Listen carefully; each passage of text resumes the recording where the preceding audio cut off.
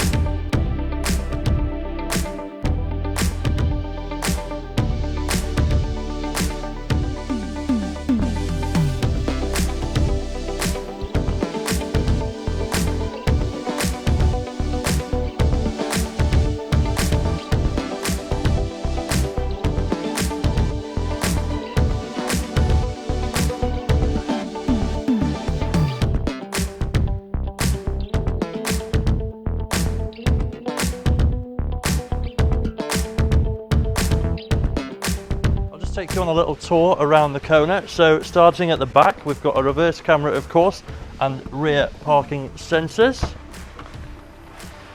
In the boot here we've got the first one of our two charging cables. So this is a type 2 to type 2 charge cable that you'll use out and about, and then there's loads of great storage underneath too.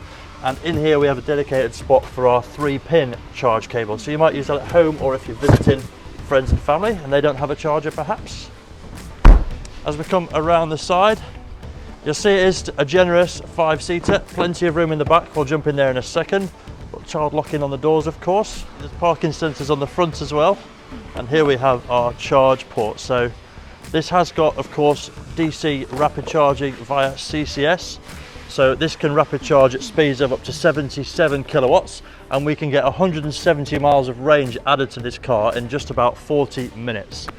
So 64 kilowatt hour battery, a real world range of around 250 miles. These cars are really efficient, and yeah, you can charge them really quick. A quick look in the back for you. So 2 seats at the back here have got ISOFIX points, super important of course. We've also got heated seats in the 2 outside seats at the back, 2-stage heated seats, unique to the Premium SE model. And then a lovely little cup holders in the middle with the armrest. And yeah, a decent amount of legroom for the size of the car. It really is quite spacious in the back here. So the Premium SE model is really well spec'd. I would say definitely check out the full spec list for everything, but I'll just run you through a few of the highlights here. So across the bottom, I've got controls here for 3-stage heated and 3-stage ventilated seats for the 2 front people in the front. Heated steering wheel, auto hold, and then our parking sensor button. 3 drive modes, so we've got Eco, Normal and Sport, so we can change those here.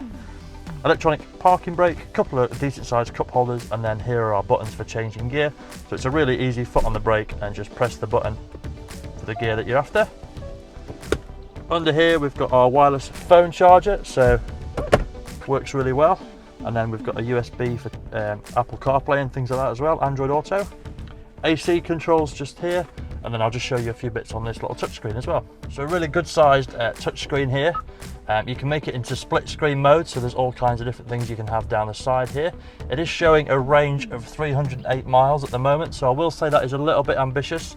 It probably is more like 250, but on a really hot day driving around town, it's certainly not out of the question. So we've got a good sized sat nav on the left hand side. We've got radio, DAB, Bluetooth of course, and then loads of options. You can get really deep into the EV settings, setting program charging, charging limits. You can get the car to preheat in the morning for you, set it to only charge overnight on the cheaper tariff, all kinds of things like that. So yeah, a really good screen on here, really responsive as well. So for the driver here, there's a lot of physical buttons, which I know a lot of people still like. So on the left here, we've got your media controls and telephone controls. And then over on the right, we've got your buttons for your adaptive cruise control and speed limiter. And then the buttons here to cycle through the various menus. So you can always keep an eye on your efficiency and see how that's going, and your predicted range and things like that. And then of course your speedo, and then down the bottom here we've got our buttons for traction control, lane keep assist, blind spot indicator, and then there's a button there to raise and lower the heads-up display. So this is an amazing little feature up here. It can bring up elements of your sat nav to help you navigate without you taking your eyes off the road, and show you your current speed and the current speed limit and things like that. So really handy extra to have. One thing which I love about the Hyundais and the Kias is these flappy paddles behind the steering wheel, so that you can use those as you're driving along to easily change between the different strengths of the regen braking, and once you get used to it, it's a really handy feature and can put a lot of energy back into the battery. A quick bit of information now on charging this car in terms of charging times and cost. So if we look at this first charger here with the 3-pin connection on it, that you can of course plug into any 3-pin socket at your house, you're looking at around 30 hours if you have a dead flat battery to 100% full battery, 30 hours to charge on that. So it is of course the slowest method of charging, but if you have a home charger installed, you can do the same charge in around 7 or 8 hours.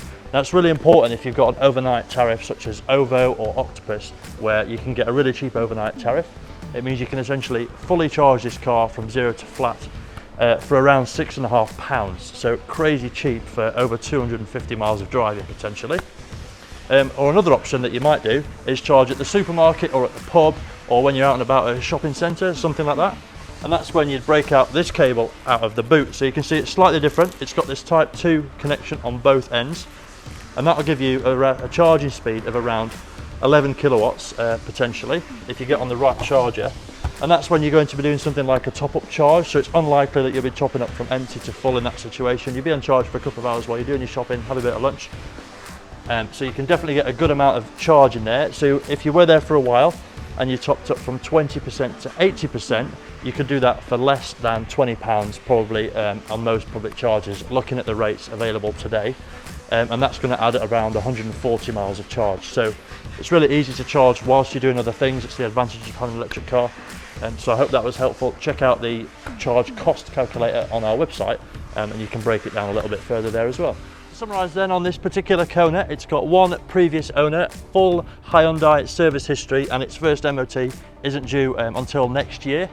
If you've got a part exchange, we can definitely have a look at that for you and take it off your hands. And we've got some really good finance options as well, so have a look at the finance calculator on the website. There's some really great options on there. We can deliver this car anywhere in the country, and if you're in England and Wales, that's free of charge. And if you would like an extended warranty or a home charger, we've got loads of options for that as well. We've got our home partners Wave, some really good options. So yeah, get in touch, email, phone or WhatsApp. We would love to hear from you.